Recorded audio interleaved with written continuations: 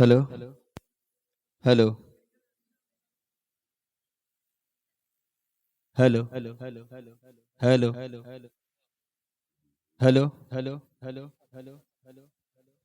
अस्सलामु अलैकुम रहमतुल्लाहि व बाराकातुहू। আমি জানি এই মাইক্রোফোন নেওয়ার পরে তোদের রাগ হচ্ছে, আমি বুঝতে পারছি। কারণ এই গোস্ত দিয়ে খাওয়ার পর বেগুন দেওয়ার ভাত ভালো লাগে না, এ আমি জানি। তবুও একবার দেখা যাক, মাছ টাছ দিয়ে রান্না করো তো বেগুন একটুখানি দেওয়া যাক। কারণ ইমরান ভাইয়ের সঙ্গে আমার দেখা এখান থেকে প্রায় 5-7 বছর আগে। আর এখন তো ফেসবুকের সময়, ফেসবুকে কম বেশি সবার সাথে সবার যোগাযোগ, অথচ বাড়ির পাশে আছে, অথচ মানে ফেসবুকেই যোগাযোগ, কেউ কারোর সঙ্গে দেখা হয় না।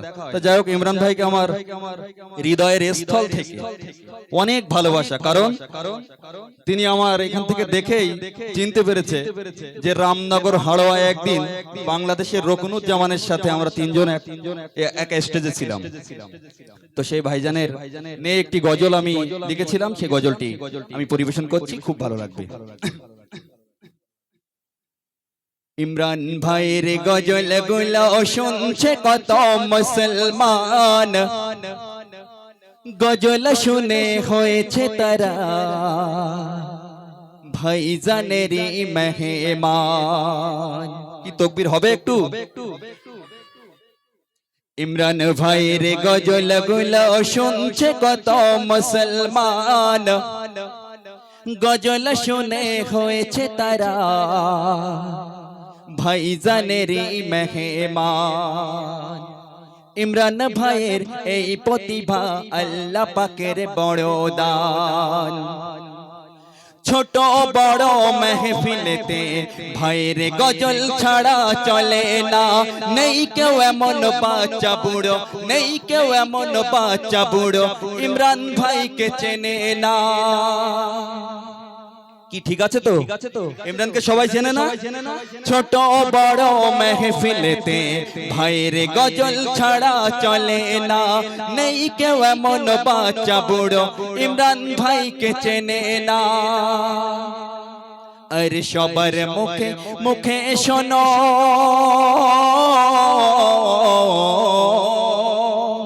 সবার মুখে মুখে শোনো, লন্ডন প্যারিস ওয়াশিংটন ইমরান ভাইয়ের গজল গুলো শুনছে কত মুসলমান, গজল শুনে হয়েছে তারা ভাইজানের মেহমান।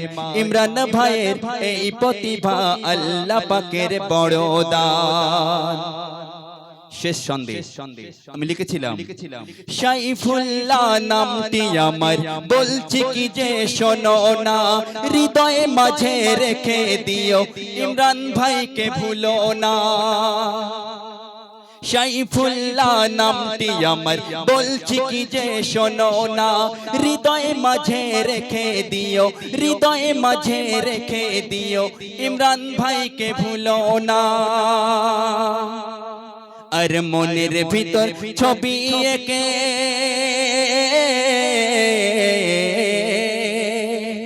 মনের ভিতর ছবি এঁকে করো তোমরা সম্মান। ইমরান ভাইয়ের গজল গুলো শুনছে কত মুসলমান, গজল শুনে হয়েছে তারা ভাইজানের মেহমান। ইমরান ভাইয়ের এই প্রতিভা আল্লাহ পাকের বড় দান। নারায়ে তাকবীর। কি ভালো লেগেছে গজল? লেগেছে তো? তাকবীর, আরে তাকবীর। ইমরান ভাই পুরস্কার দিয়েছে ভাইরে। কত টাকা?